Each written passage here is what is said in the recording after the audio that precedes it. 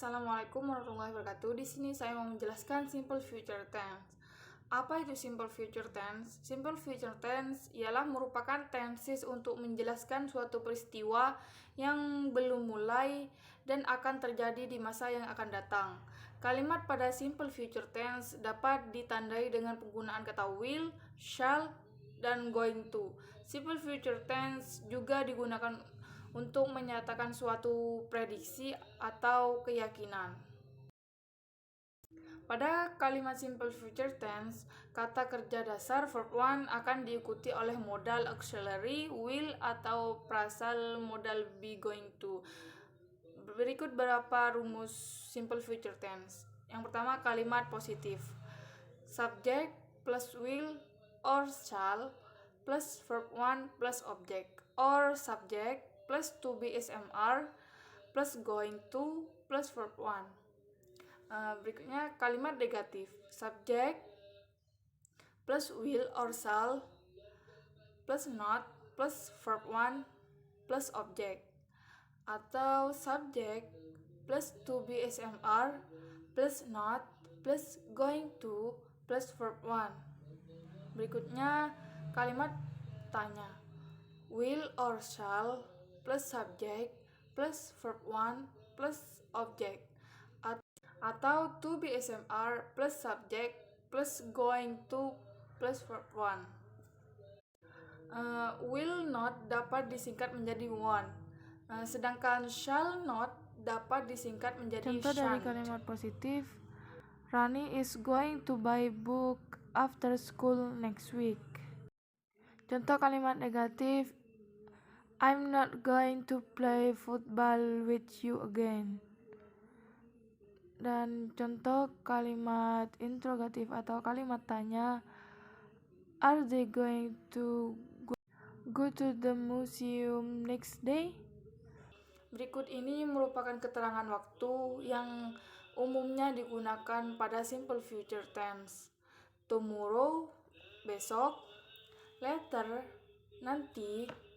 Next week, minggu depan. Next month, bulan depan. Next year, tahun depan. Soon, segera. Tonight, malam ini.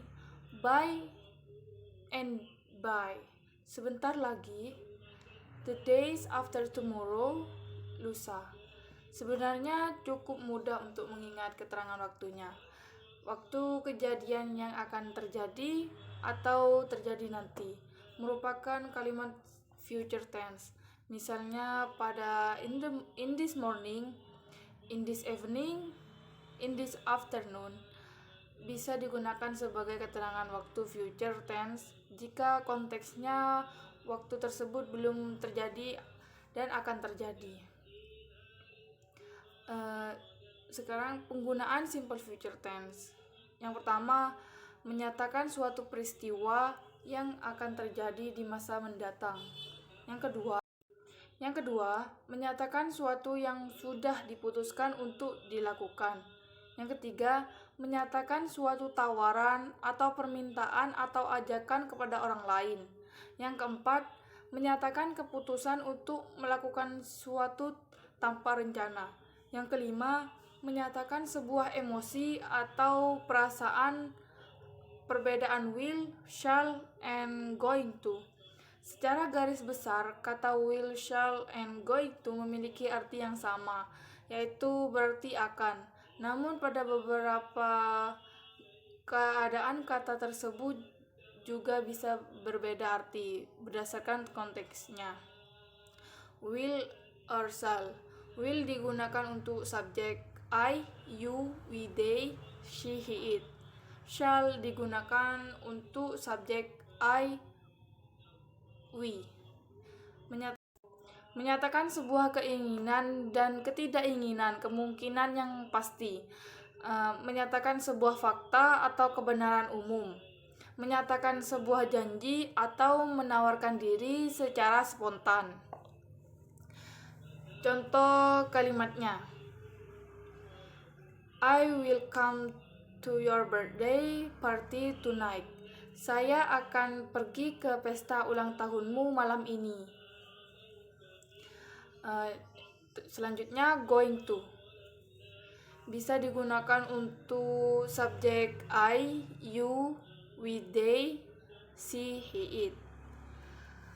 Penggunaan to be is MR setelah contohnya I'm going to supermarket and she is going to bathroom. Di situ menyatakan sebuah keinginan, namun baru sebatas niat atau intention. Contoh kalimatnya, I'm going to your birthday party tonight. Saya mungkin akan datang ke pesta ulang